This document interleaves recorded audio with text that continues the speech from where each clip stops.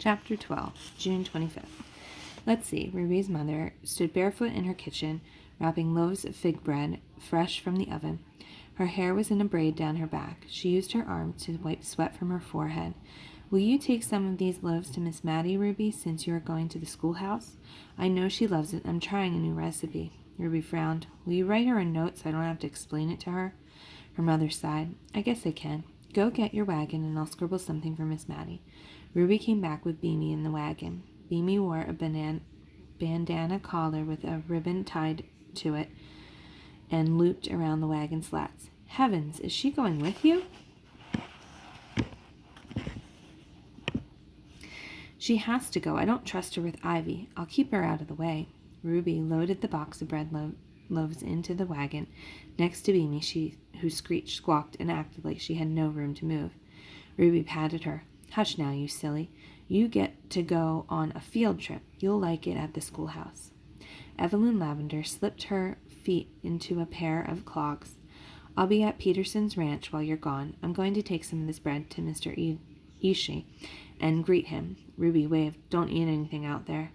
The wagon bumped and banged over the dirt road. Beamy squawked in protest the whole way. Ruby sang to her.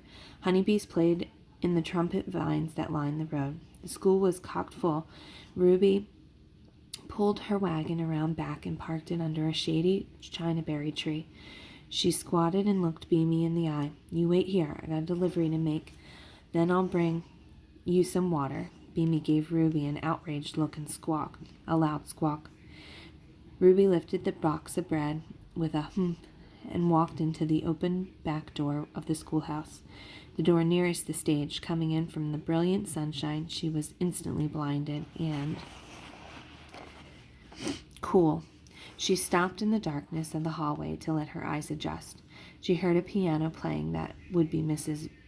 Varnado at the piano, so Voxy was probably there too. She introduced her to Dove. As Ruby made her way through the hallway, she heard Melba Jane beginning to sing. She could see Melba in her mind's eye, beating on her chest, falling to her knees, raising her hands to the skies the way she always did when she was on stage. Sickening. Ruby found Miss Mattie sitting in the aisle seat in the 10th row, a clipboard on her lap, listening intently to Melba. 4 more listeners sat with her, each with a pencil poised and a clipboard ready. Ruby put the box down in the darkened aisle and handed Miss Melba the note from her mother. Miss Mattie read it and gave Ruby a yes, I understand, thank you, leave me alone for now, I'm doing important work wave. Ruby nodded and walked back to the way she had come without even glancing at Melba Jane. Listening was bad enough. She stopped at the girls' bathroom and took a mayonnaise lid out of her front overall pocket and filled it with water. Then she walked into the blindness, shielding her eyes with her hands. Here you go, Beamy girl. Ruby squinted. The wagon was empty. The ribbon of the banana lay limp on the ground. Beamy was gone. Good garden of peas. Ruby put the lid of water into the empty wagon. She hadn't the first notion how to go about looking for a runaway chicken.